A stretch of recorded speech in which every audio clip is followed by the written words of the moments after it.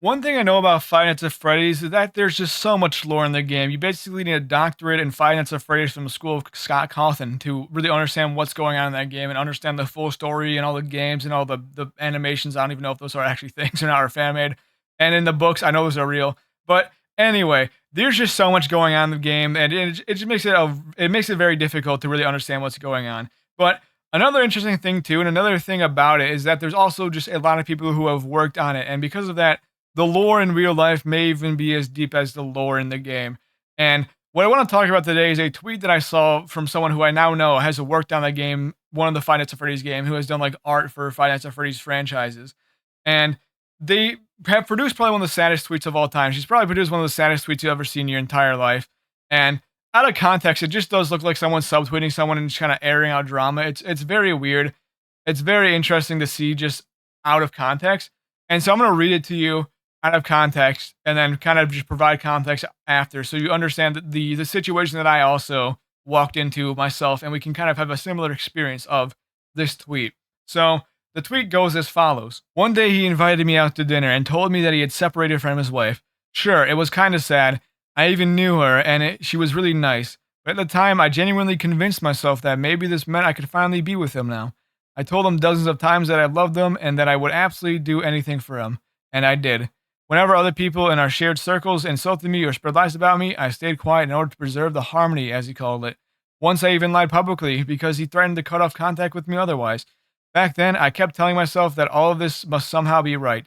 Surely he knew what was best. He was the greatest. Little context clue for you, little context information for you is if you read the right side of the screen, not any of the sad news that's going on, but Five Nights at Freddy's. She has worked on the Five Nights at Freddy's franchise, has done official works for it as a illustrator. I'm assuming illustrator, character designer, cartoonist, and concept artist. And if you have done and did and put two and two together, she's talking about Scott Cawthon and how she, I guess, wanted to be in a relationship with Scott Cawthon and kind of thought they had something big brewing between the two of them. And I thought this was absolutely insane. There is just craziness going on here. What do you mean someone who worked on Five Nights at Freddy's with the guy who invented the franchise kind of developed a parasocial relationship with the person? I don't even know if I could call it parasocial because they two just like, those two talk to each other and those two talk to each other in real life. So maybe she just developed an unhealthy obsession, a one-sided relationship with Scott Cawthon. But this is just completely random, and I would legitimately have never been able to guess the context of this, even with the information that they worked on Five Nights at Freddy's, that this was about Scott Cawthon. If more people hadn't talked about it, and more people hadn't, commented and quote retweeted about this, saying like, this is the context of what's going on. Because I didn't end up actually then thinking to myself, this person probably has a wiki on the Five Nights at Freddy's wiki page, and that is 100% a thing that is true, and I was right about that assumption. So I went through the wiki page for her on the Five Nights at Freddy's wiki, just to kind of check and see what was going on. And there's just a lot of controversies surrounding her and surrounding herself when she has worked on the FNAF franchise. So I also just want to read out some of those because it adds so much more to the lore of this entire situation. So subject to various controversies relating to her art and comments online, she's been accused of tracing her art from stock images with 6 different references of FNAF models from existing or pre-existing artwork. She is criticized for non-canon comics, of which Daydreaming has especially been criticized for implying that William Afton is a pedophile, with previous comments made by Schroeder also being criticized. She's also had inappropriate discussions, especially regarding Scott Cawthon, which have, I guess, largely been viewed as unprofessional. Her comments regarding other artists, such as former artist Lady Fizzy, again being criticized, has previously drawn minors, particularly Disney princesses such as Moana, in sexualized poses, and she has responded to this on her website. And following the backlash, she announced that she'd be indefinitely stepping away from Five Nights at Freddy's franchise, which came from a now deleted post May 2nd of 2024. But a Reddit post from Scott Cawthon following the incident is still available to read. What a can of worms we have walked into. Now, I'm assuming the way the search engine algorithm works, so I'm talking about FNAF, a lot of people are going to find this are people who know about FNAF.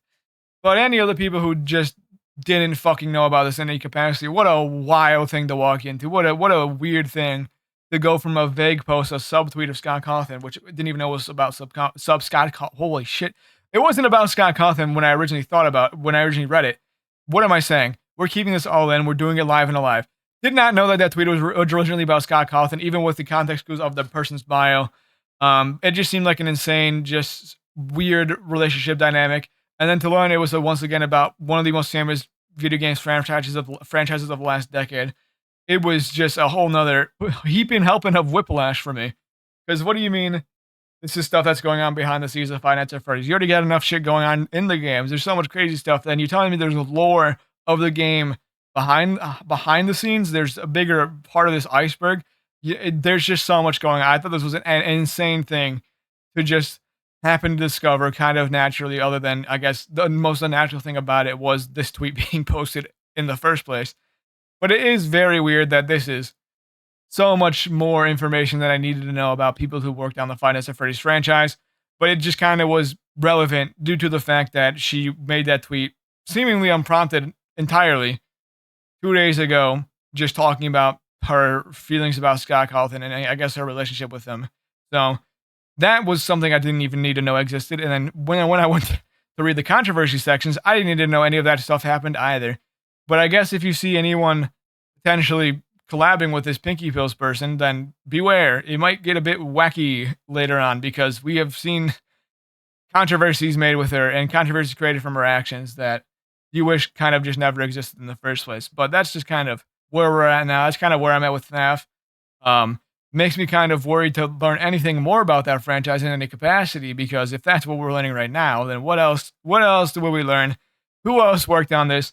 Do I want to know? Do I want to just be in sheer bliss and sheer happiness and nirvana, not knowing what went into this franchise and just doing the classic thing of just if there's any game that's notable, watching a Markiplier video on it because that's kind of he's the guy for me at least. You know, he's my goat, and that's probably all I will maintain with my interactions with the franchise is if Markiplier plays it, you know, I'm the number one glazer of him, then I'll watch it. And I feel like this has been a good way to go about it because then I stay away from this type of information, which, you know, has done me well so far. And as soon as I venture off the reef of safety, you know, my little fishy self into the big unknown and touch the butt, it goes to shit, and I get taken away in a weird rabbit hole of learning about people who worked in the game. Anyway, that's all I wanted to talk about for today, though. So see you later. Goodbye. Thank you for watching.